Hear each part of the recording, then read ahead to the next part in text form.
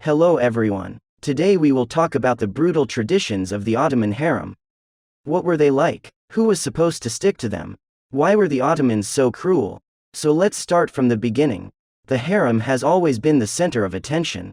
Many people wanted to look into the secret life of concubines.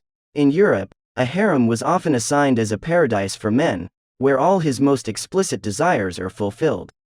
Beautiful girls who frolic by the fountains in beautiful oriental clothes are waiting for you. But it was just a fiction. The harem itself was a strict structure with its own rules and regulations. The women wore simple closed clothes, each of them had their own duties. In the harem, everything was spelled out to the smallest detail.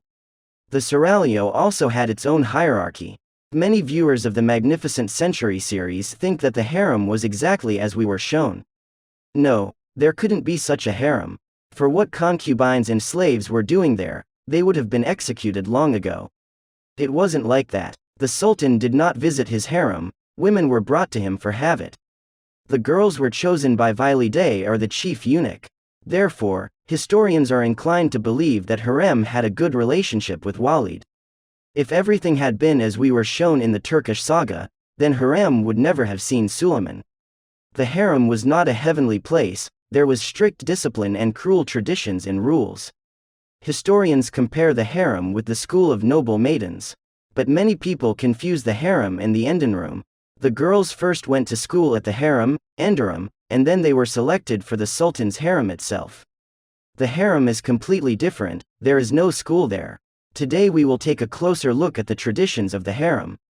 If we take that time and the mentality of the Ottomans, then for them these traditions were very appropriate and normal. But these actions led to irreversible consequences. Let's look at the very first and long-lasting tradition of the harem. Marrying relatives. We all know perfectly well how such marriages can end. Take the same Habsburgs, by the way, Sultan Suleiman did not like them, they wanted their blood to be pure, and they married brothers and sisters. We can all see where this has led. The Ottomans also often resorted to such marriages.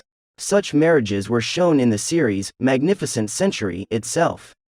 Think of Mustafa and Ibig.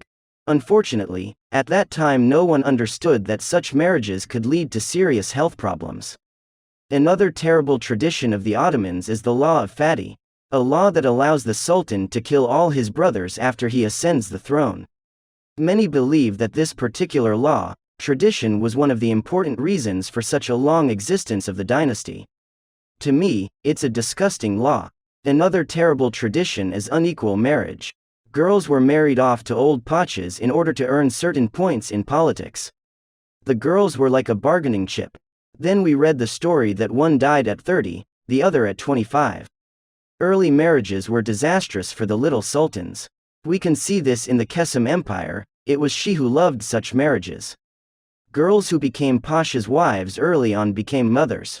Some could not give birth and died, some suffered from chronic and mental illnesses and disorders. Well, the body of a 14 to 15-year-old girl could not be fully ready for sexual activity, and even more so for carrying a child.